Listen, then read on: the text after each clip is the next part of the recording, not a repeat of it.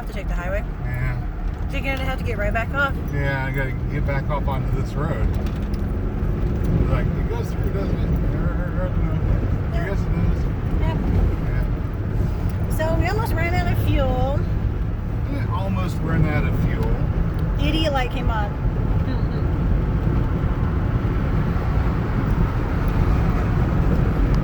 Oh, sorry about the wind. There we go. Yeah. I got a soda. So much for hoping that the price is going to go down. It's over $3 a gallon, which may seem like not a lot, but for Oklahoma, that's expensive. That's really expensive. You know, we kind of make the stuff here. Yeah, Tulsa time. Yeah. Well, I mean, most of the refinery business moved on into Texas now because they're importing. Well, whenever they start importing large amounts of petroleum from overseas in tankers, they'd offload them in Texas. And it makes sense. They figure that they go ahead and move the refinery business down there. Yeah, it makes sense. But we still do some refining here.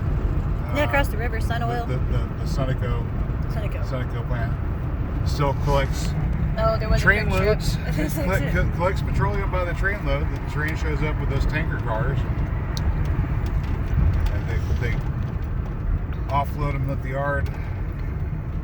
That's slow. Out there at Sunoco. If you ever have to work over there, you gotta go early just to avoid the train because there's always going to be a train. Yeah. So let's see.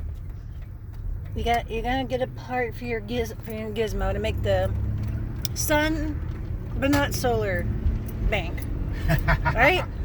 Right. Yeah. So the project I'm in the middle of working on is a charging station that uses the sun for its energy source, but it doesn't use a photovoltaic cell. And the reason photovoltaic cells are solar panels, solar cells that use a selenium doped chip. Right. Selenium is one of the elements combined with silicon, and it produces a current whenever a certain wavelength of light passes through it. Well, it's a limited set of wavelengths of the visible light spectrum. Not the whole visible light spectrum, but a limited set of wavelengths within the visible light spectrum are used to generate electrical power with a photovoltaic cell. My thought was, why don't we use as much of the energy as we possibly can? And to do that, you and your layers. And to do that, yeah, I mean, once again, trying to maximize the energy capture.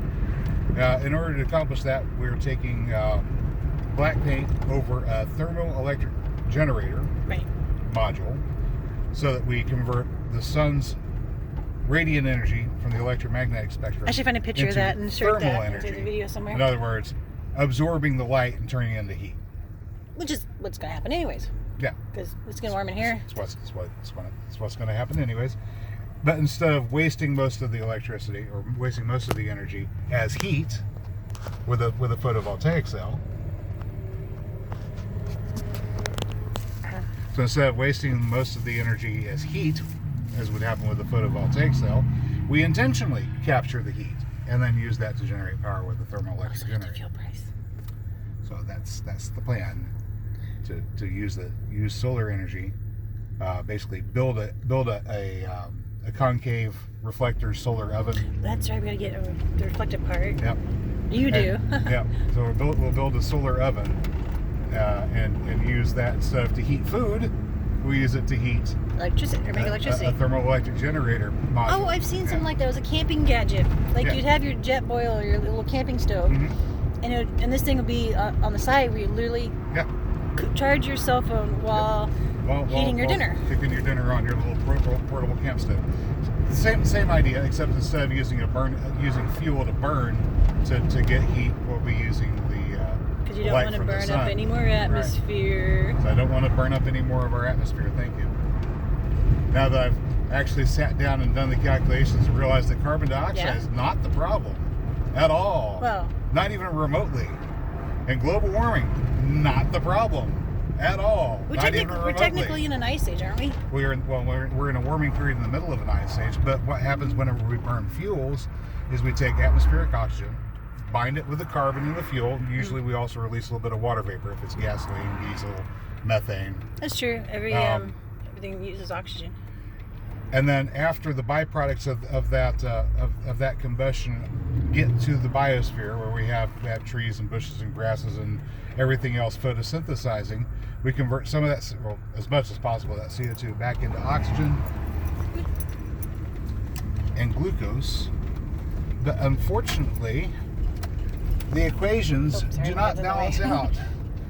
It's to the point where everything that we get back out of it with using trees, we don't get everything back out. In other words, once the atmosphere has been removed from the once the oxygen has been removed from the atmosphere, we don't get it all back.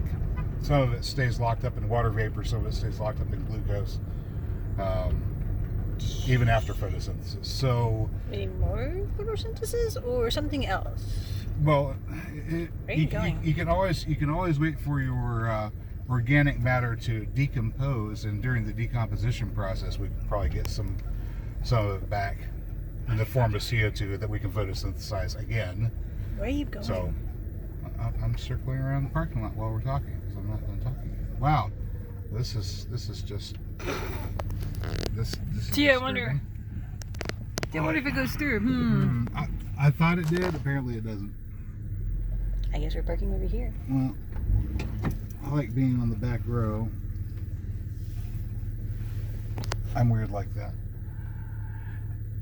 Anyway, where was I? Oh, so it turns out that the oxygen that we remove from the atmosphere to burn the fuel, whatever fuel it happened to be, we don't get it all back. All right. And from the trees. Yeah. Right, even though we can maximize photosynthesis and recover as much as possible, we don't get it all back. Huh, what? Our truck can't turn left. Well, it can. There's a CFI in here? I'm like, how to get in here? It just can't turn left on a dime. Because it's a truck. I could have told you that didn't go through. I mean, there's piles and piles of those bags over there. Isn't it cute? He's got little cotter pins to hold his head down. So we just put 21 gallons of fuel into the truck earlier today. And according to my calculations, at about 300 grams per gallon of atmosphere lost whenever we burn gasoline. By the time I've gotten through this tank of gas, we'll have lost about 5 kilograms of atmosphere. Is that a lot? Like, is it a handful or? 5 kilograms it's quite a bit. How much is a kilogram? So he just leaves the truck on. He's idling. On the side. Oh, so I wonder how much fuel how much oxygen my diesel burns. Not quite as much, actually. It burns. Because it compresses. Yeah, it burns hotter. No, it's not because of compression. It's just the combustion equation, the way it works out. You get a better return of oxygen from your combustion byproducts. The best fuel that we're burning right now is ethanol, actually. Isn't that what name that country that burns? Brazil. About 80% of their vehicles are burning ethanol. Except for their diesels, maybe. Okay, YouTube, we gotta go inside. Okay. He's gonna make me go inside. Yeah. Torture me. Forget about global warming and climate change. The real crisis is having enough oxygen to breathe. Well, we'll die before we run out. That's not a cheery thought. Well, we'll die of old age before that happens. We'll die of old age before that happens, right? But still. I mean, aren't we always technically losing atmosphere like Mars does a little bit? Well, yeah, in the exosphere, whenever hydrogen atoms, that's about the only thing that's left up there. Whenever they bounce into each other and go off at an inopportune direction, they're traveling at such a high rate of speed that they can bounce outside of the gravitational pull of the Earth. Don't we pass through like a asteroid belt every so often? Yes, that too, but we wind up losing. That hits us. We wind up losing about 90,000 tons per year of atmosphere. That sounds like a lot.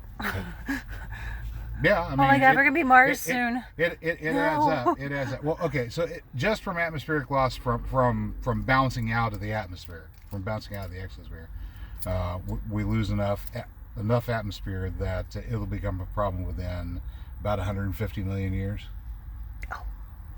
But Long as they- burning up our oxygen and not being able to recover it through photosynthesis. Does this mean we have to hold our breath? That will make us not be able to survive on this planet a whole hell of a lot sooner.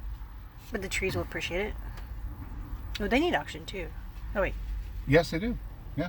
Yeah, but It's also a byproduct. they need oxygen to break the bonds of the glucose molecules that they produce during photosynthesis. On the balance, they produce more oxygen than they use, but they do use oxygen whenever they're. Oh, and you were saying they're the ocean. using their energy. The ocean doesn't help either because it stays in the ocean. Most of the oxygen produced in the ocean stays in the ocean. Now, it does come out. It does come out of solution, just like the. If you live near the beach or something. Well, just like the gas that's in a soda pop comes out of solution whenever you remove the pressure from it and start heating it and agitating it. Yeah, I mean oxygen comes Mary out of solution shakes too. it. Wait, are we supposed to wear masks inside? Why is everybody? But Maybe they're sick. it's a ratio. We don't get it all out. And of course, it's hard for CO2 to get into the ocean for the same reason. You have to have the correct ratio, pressure, partial pressure, and temperature. Maybe at the beach where it rolls, or the waves come in. No, I think you have a better chance of absorbing CO2 at the poles where it's colder. Oh. Unfortunately, where it's colder, it's also lower pressure. So. But there's a. It's Henry's law. There's a ratio of partial pressure in atmosphere to partial pressure in solution that determines how much can go into solution and how much can come out of solution and how fast. Because of pressure? Over a long enough time, oceanic sources of oxygen could replenish the oxygen in our atmosphere, but just not quick enough to save anybody from suffocating. Take a while. Yeah. Yeah. Case in point, the dinosaurs died, but the creatures in the water stayed alive for a bit longer. Yeah. Good point.